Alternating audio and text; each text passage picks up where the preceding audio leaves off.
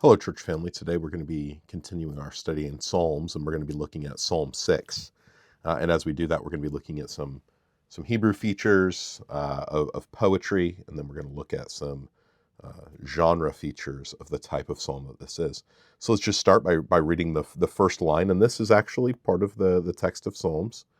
This line up here, it doesn't appear in verse 1.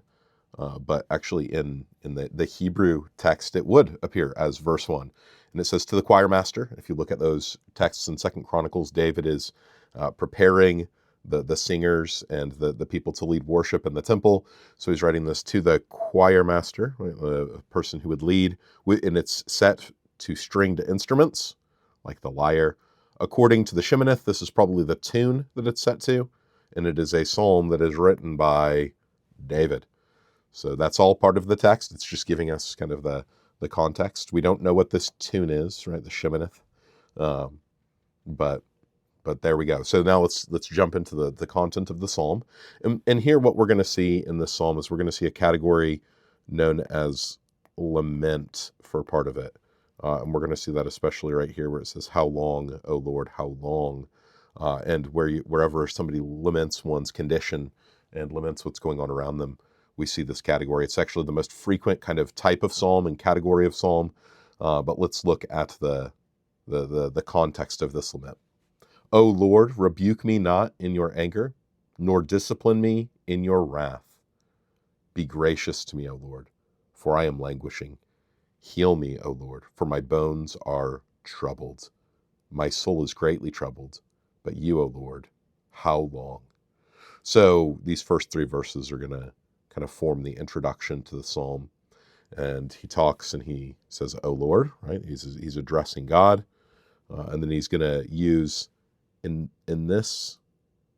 This is called a cola, and there are two lines, line 1 and line 2 in this cola. So this is referred to as a bicolon, and it's a bicolon that's going to say the same thing twice. And that's often what bicolons do. And we would call this synonymous parallelism. Whenever you draw two lines like that, it just means parallel. Synonymous parallelism, where you see, "O Lord, rebuke me not," right? Rebuke me not, nor discipline me in your anger, in your wrath. So he's basically saying the same thing twice for emphasis. Again, synonymous parallelism. This is technically called one line.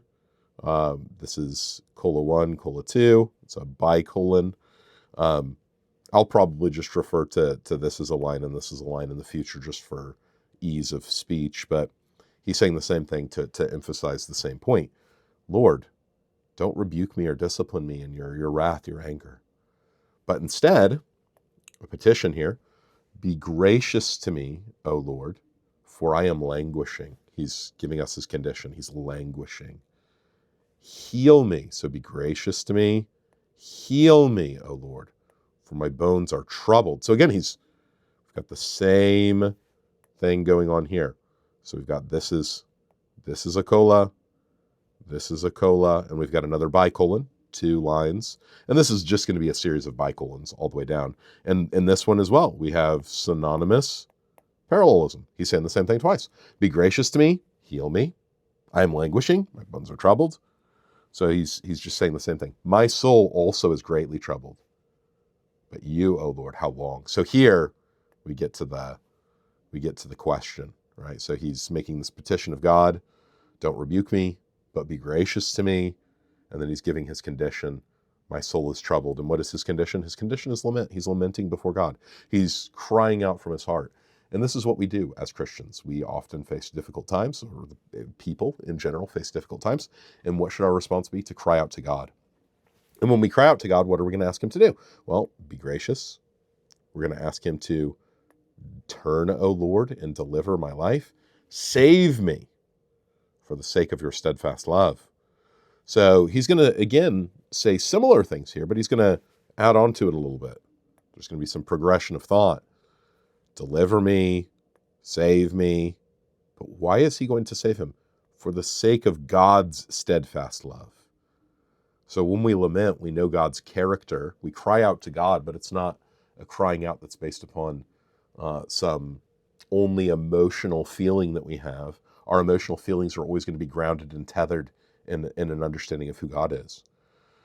And then he's going to say, for your sake, and then he's going to say, for in death there is no remembrance of you. In Sheol, who will give you praise? And here, the psalmist is just simply trying to say that when someone dies, right, they're not able to praise in the land of the living. That's the idea that he's trying to give.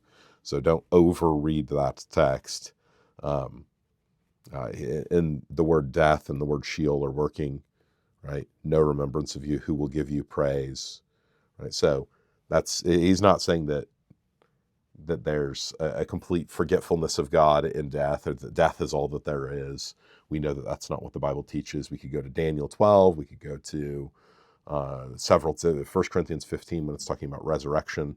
Lots of texts that talk about life after death, and that Jesus came to judge the living and the dead, and that one day, every knee will bow and every tongue confess. Here he's just trying to simply say, right, if I'm dead, I won't be able to praise you in the land of the living. I am weary of my moaning, with my moaning. Every night I flood my bed with tears. I drench my couch with weeping. So here we don't have a bicolon. We actually see a tricolon here. And he's weary with his moaning. And then he's going to describe that moaning. Every night I flood my bed with tears. I'm crying.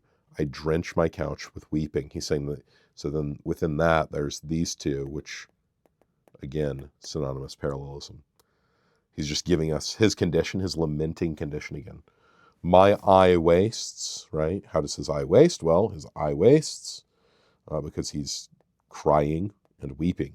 Right? His tears, his weeping are going out away because of my grief. It grows weak because of all of my foes. And so here he's adding what's going on here. Well, it's his foes. It's the people pursuing him. That's what he's lamenting, is these foes. And then he's going to make another petition. Depart from me, all you workers of evil, for the Lord has heard the sound of my weeping. So here he's addressing the workers of evil, but he's really addressing God, right?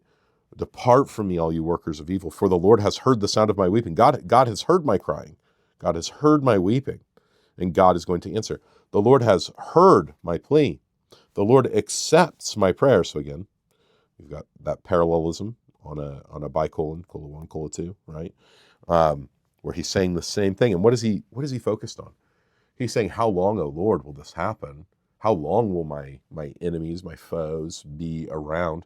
And he's lamenting about this, but his lament is grounded in the fact that he understands and knows that God hears him. That's huge. That's so different than the way that this world laments. So our lament just tells us to sink into our sadness, but a biblical understanding of lament is to pour our heart out to God, but then also to know God's character and nature. And then what does he do? He hears us. He accepts our prayers. All my enemies shall be ashamed and greatly troubled. And here's the statement of fact, right? So we've got this statement at the end. His foes, what's going to happen to them? They're going to be greatly ashamed, and they're going to be greatly troubled.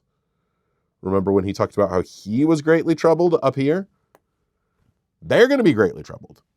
They shall turn back and be put to shame in a moment. They shall be ashamed. They shall be put to shame. That same idea found in both of those lines. They shall be put to shame in a moment.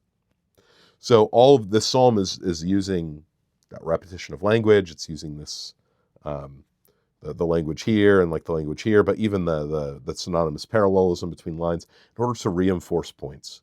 And at the end of this, we see that we can cry out to God and lament when we see things that aren't right or going the way that we think that they should be going. But then, similarly, what we have to do is we have to say, but God, we know your character and how you act in such times. We know that you hear us, and we know that our emotions or our feelings aren't the end of all things or the true indicator of the way that things are. And I hope that helps you today as you consider what it looks like to live in God's kingdom.